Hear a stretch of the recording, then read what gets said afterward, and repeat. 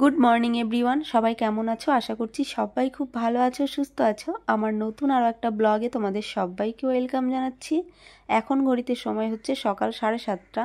আমি তো ভাবতেই পারিনি যে আজকে বিছানা ছেড়ে উঠতে পারবো, কেননা রাতের থেকে প্রচণ্ড পরিমাণে শরীর খারাপ। হঠাৎ করে যে জ্বর চলে আসবে সত্যিই ভাবতে পারিনি। জ্বর তো রয়েছে, সাথে মাথা যন্ত্রণা, হাতে পায়ে যন্ত্রণা, মানে অসহ্য যন্ত্রণা, সহ্য করতে পারছিলাম না। ভোরবেলায় প্যারাসিটামল খেয়েছি। প্যারাসিটামল খাওয়ার পরে এই যে সবে একটু গা ঘেমেছে।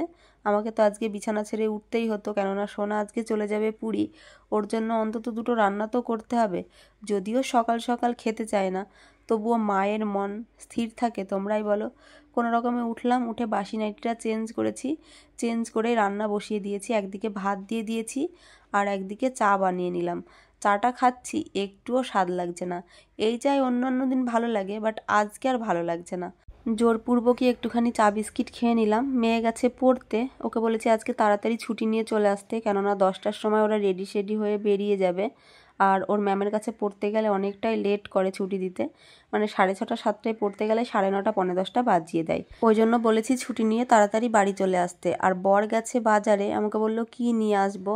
তবে কি বলো তো, এমনিতেই খেতে পারি না, খাবারের প্রতি ভক্তি নেই, তার উপরে জ্বর এসে মুখ পুরো পচে গেছে একদিনের জ্বরে। আমি বললাম তোমার যেটা ভালো লাগে তুমি সেইটা নিয়ে আসো, এখন দেখা যাক বাজার থেকে কি নিয়ে আসে। ফাইনালি বর বাজার করে চলে এসেছে। আর মাছ ধুয়ে অলরেডি হাফ মাছ আমি ভাজতেও দিয়ে দিয়েছি। আজকে পাবদা মাছ এনেছে। পাবদা মাছ আর শিঙি মাছ, এই দুই রকম মাছ ভাজতে এত ভয় লাগে কি বলবো। তবুও খেতে যখন ভালোবাসি, মানে পাবদা মাছটা মোটামুটি লাগে, সোনা তো ভীষণ ভালোবাসে, তো ওই জন্যই আর কি আনা হয়। অন্য কোনো মাছ তো একদমই খেতে পারি না। আর শিঙি মাছটা ভালো লাগতো, বাট ওই যে পরপর 3 দিন খেয়েছিলাম, তারপর থেকে আর ইচ্ছা করে না মাছ খেতে, মানে শিঙি মাছটা আর ইচ্ছা করে না। যে কোনো খাবারই দেখবে পরপর যদি খাওয়া যায় না, সেই খাবারের প্রতি রুচি হারিয়ে যায়, আর ভালোই লাগে না। ঠিক আমারও ওই রকমই হয়েছে। তো দেখো কত ভয়ে ভয়ে মাছটাকে ভাজতে হচ্ছে, ঢাকা দিয়ে ভাজছি, তবুও তেল ছিটকে ছিটকে পড়ছিল। খুব ভয়ে ভয়ে রান্নাটা কমপ্লিট করলাম। পাবদা মাছ সর্ষে লঙ্কা পোস্ত কাজু দিয়ে করেছি, আর ইলিশ মাছের মাথা দিয়ে ওলের ভাঙা করেছি, আর আলু বুড়া ভেজেছি। আজকে এই রান্না বান্না। যার জন্য এত হুটোপাটা করে রান্না করলাম সেই খেলো না। ওই একগাল দুগাল ভাত কোনো রকমে মুখে নিয়েছে, আর একটুখানি মাছ খেয়েছে, একটা মাছও খায়নি। আমি বলছি তোর জন্যই এত তাড়াতাড়ি রান্না করলাম, এত কষ্ট করে, আর তুই খেলি না। বলছে আমার খেতে ইচ্ছা করছে না, ভালোও লাগছে না। আসলে কি বলতো, বেড়াতে যাওয়ার আনন্দে ওর খাবারটাই ভুলে গেছে। এমনিতেই শরীর খারাপ হওয়ার পর থেকে খেতেই পারছে না, মানে এখনও তো জ্বর রয়েছে, ওর টাইফয়েড ধরা পড়েছে। যদিও ঔষধপত্র সব দিয়ে দিয়েছি, ওকে তো যেতেই দিতে চাইছিলাম না, কিন্তু আমার মেয়ের জেদ, ও যাবেই ঘুরতে। মানে এমন সময় ওর জ্বরটা হয়ে গেল না। প্রথম দিকে আমি বলেছিলাম ঠিক আছে যাস, ও অনেক দিন থেকেই বায়না ধরে যেহেতু যাওয়ার জন্য, বলেছিলাম যাস, কিন্তু জ্বর হওয়ার পরে আমি বললাম মানি তাহলে আর যেতে হবে না, কিন্তু না, ও কোনো কথাই শুনছে না। আর দেখো ওই যে ট্রলিটা পেয়ে ও এতটাই খুশি, আমি বলছি নিচে নামিয়ে নিয়ে যা, বলছে না না এইটুকু তুলে নিয়ে যাই, ভেঙে যেতে পারে, এখানে কাদা মাটি কিছুই নেই। তবু এই দেখো তুলে নিয়ে রাস্তায় গিয়ে দাঁড়াচ্ছে। এতটুকু বয়সে আমার মেয়ের প্রচুর স্বপ্ন। সব স্বপ্ন কি আমরা পূরণ করতে পারবো? তবে চেষ্টা করি যেটুকু পারি। সবটা হয়তো পারবো না, তবুও মেয়ের ইচ্ছা পূরণ তো করতেই হবে। এই দেখো কত খুশি, ট্রলিটা টেনে নিয়ে যাচ্ছে। আমি বলছি তো দাদুর কাছে দিয়ে দে, এইটুকু অন্তত নিয়ে যাক, কেননা আমাদের সামনের রাস্তাটা খুব খারাপ। বলছি নিয়ে যেতে পারবি না, কিন্তু না, ও নিজের থেকেই নিয়ে যাবে।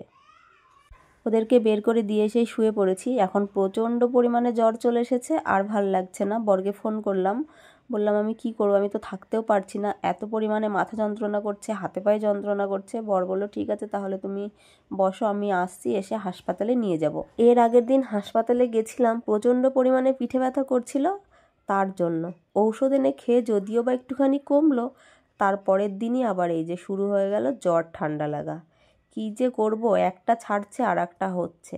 আর এই রকম পরিস্থিতিতে সেই রকম পাওয়ারের কোনো ঔষধও দিচ্ছে না, কষ্ট সেই আমাকেই করতে হচ্ছে।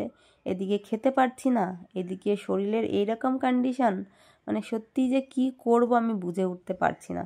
ঘরবাড়ি সব তো এলোমেলো হয়ে রয়েছে, বিছানাটাও গোছাতে পারিনি। আজকে মনে হয় না আর আমি কোনো কিছু করতে পারবো। হাসপাতালে গিয়ে দেখাতে পারবো, মানে উঠে বসার মতো শক্তি নেই। ভাত তরকারি রান্না করে কোনো রকমে সোনাকে দুটো খাইয়ে দিয়ে মিসকেটের মধ্যে ভরে রেখেছি।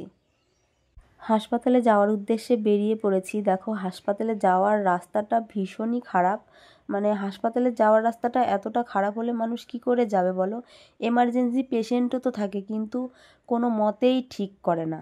এত ভাঙাচোরা এই জায়গাটা, তাও তো দেখছো একটুখানি মানে যাওয়ার মতো আছে। পেছনে যেই রাস্তাটা ফেলে আসলাম এতটাই বাজে, মানে যাওয়ার মতো পরিস্থিতি নেই।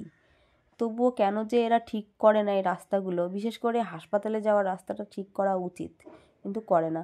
ফাইনালি দেখো হাসপাতালে পৌঁছেই গেছি, তবে কত লাইন! এত লাইন পার হয়ে কখন আমার চিকিৎসা হবে কি জানি, আর কখন আমি বাড়ি যাব। হাসপাতাল থেকে বাড়ি এসেছি প্রায় অনেকটা সময় হয়ে গেছে, এখন বৈকাল 5টা বাজে। হাসপাতাল থেকে এসেই কোনো রকমে দুমগ মাথায় জল দিয়েই শুয়ে পড়েছিলাম, আর উঠতে পারছিলাম না। ঔষধ দিয়েছে, আসলাম, এসে স্নান টান করে ঔষধ খেয়ে মানে সেই ঘুমাচ্ছিলাম। ঘুম তো নেই, শরীরে এত জ্বালা যন্ত্রণা করলে ঘুম আসে? একবার এ পাশ একবার ও পাশ, এই করেই কাটলো। তো সারাদিন তো কোনো কিছুই খাওয়া হয়নি। বরকে বললাম বাজার থেকে একটা আপেল নিয়ে আসো, ঘরে ড্রাগন ফল, কলা, পেয়ারা, লেবু এই সমস্ত কিছু আছে, তবে ওগুলো খেতে আমার একদমই ইচ্ছা করছে না, ওই জন্য বললাম আপেল নিয়ে আসো। তো এই দেখো আপেল নিয়ে আসলো, নিয়ে এসে এই যে বর কেটে দিয়েছে, ওই একটুখানি খেলাম। মানে কি বলবো, পেটে খিদে রয়েছে, খেতে পারছি না। এর থেকে বড় কষ্ট হয় তোমরাই বলো? খিদে পাচ্ছে কিন্তু আমি খাচ্ছি না, মানে মন চাইছে খাবো, খাওয়ার পরেই তুলে ফেলছি, বমি হয়ে যাচ্ছে আমার। এখন সন্ধ্যা 7টা মতো বাজে। বর তো সেই বিকেলবেলাও একটা আপেল আর এই যে ড্রাগন ফল কেটে দিয়ে গেছিলো। ড্রাগন ফলটা তখন আর খেতে পারিনি, অর্ধেক আপেল খেয়েছিলাম। খাওয়ার পরে ভাবলাম ড্রাগন ফলটা খেয়ে নিই, তা না হলে বর এসে সেই আবার বকাবকি শুরু করে দেবে। বলছে তুমি কিন্তু কোনো কিছুই খাচ্ছ না, না খেলে কিভাবে সুস্থ হবে, কোনো ওষুধেই কোনো রকম কাজ করবে না। তো ভাবলাম অর্ধেক ড্রাগন ফল খেয়ে নিই, খাওয়ার পরে কী হবে আমি জানি না। তবু এই যে জোরে মারেই অর্ধেক ড্রাগন ফল খেয়ে নিচ্ছে, আর ড্রেসটাও একটু চেঞ্জ করে নিলাম। সেই সকালবেলায় একই ড্রেস পরেছি না, আর কেমন একটা অশান্তি ফিল হচ্ছে, এই ঘামছি, এই জ্বর আসছে, এরকম হচ্ছে, ওই জন্য ড্রেসটা চেঞ্জ করে রেখে এই ড্রেসটা পরলাম। তো চলো ড্রাগন ফলটা খেয়ে নিই। সকালে যা রান্না বান্না করেছি আর তো ঘুরে তাকিয়ে দেখিনি। বর এসে এসে ভাত তুলে খেয়েছে, রাতটা ওকে তুলেই খেতে হবে। আমাকে বলছিল খাওয়ার জন্য, 2টো ভাত খাওয়াতেও গেছে, আমি খাইনি। আমার বরের খাওয়া দাওয়া হয়ে গেছে, আর এখন রাত্রি 11টা বাজে। জোর করে আমার বর ম্যাগি করে এনেছে, বলছে চলো তোমাকে একটুখানি খাইয়ে দিই। তো অল্প একটু ম্যাগি আমাকে খাইয়ে দিয়েছিল, সেটাই খেয়েছি। আজকের মতো এই পর্যন্ত। সবাই ভালো থেকো, সুস্থ থেকো, টাটা বন্ধুরা, গুড নাইট সবাই।